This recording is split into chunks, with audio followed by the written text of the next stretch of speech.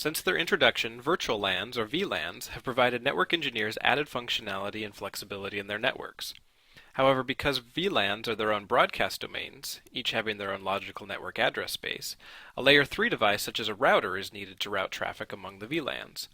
This video will help you understand the different methods used to facilitate traffic flow from one VLAN to another in a network. Inter-VLAN routing is the process of forwarding traffic from one VLAN to another, and this process requires a router. With traditional inter-VLAN routing, the router uses a separate port for each VLAN.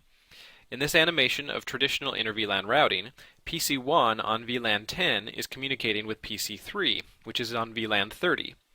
Notice also that PC1 is at address 172.17.10.21, and PC3 is on a different IP subnet, 172.17.30.23. We know this by looking at the different router interface addresses, which specify a /24 mask. In this example, packets from PC1 flow into the router's F00 interface. The routing process is then completed, and then traffic flows out of the router's F01 interface toward PC3.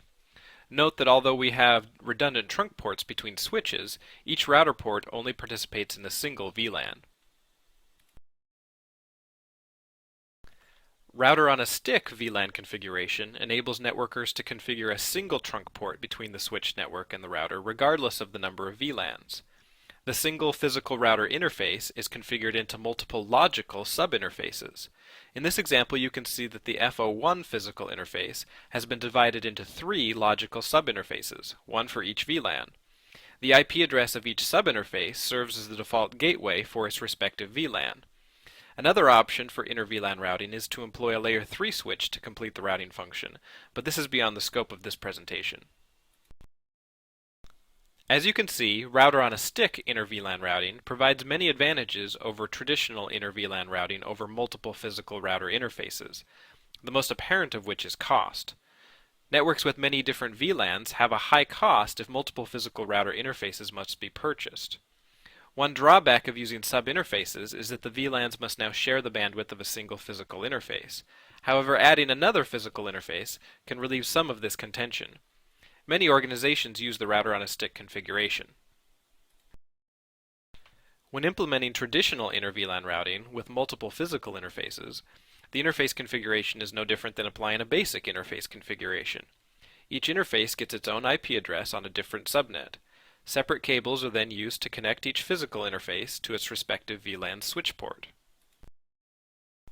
When configuring subinterfaces, you must first create the subinterface by using the interface command followed by the interface ID and subinterface ID.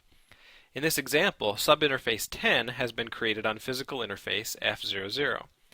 The convention is to match the subinterface number to that of the VLAN ID. For example, subinterface 10 will be used for VLAN 10. Next, use the encapsulation .1q command, followed by the VLAN number that should use this subinterface. Finally, apply an IP address to this subinterface. This IP address will serve as the default gateway for devices on that VLAN.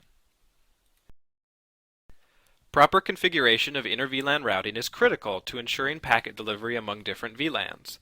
Fortunately, overall configuration of inter-VLAN routing is simple, regardless of which method you employ, traditional or router on a stick. We hope this video is helpful in your continued study of networking. Good luck!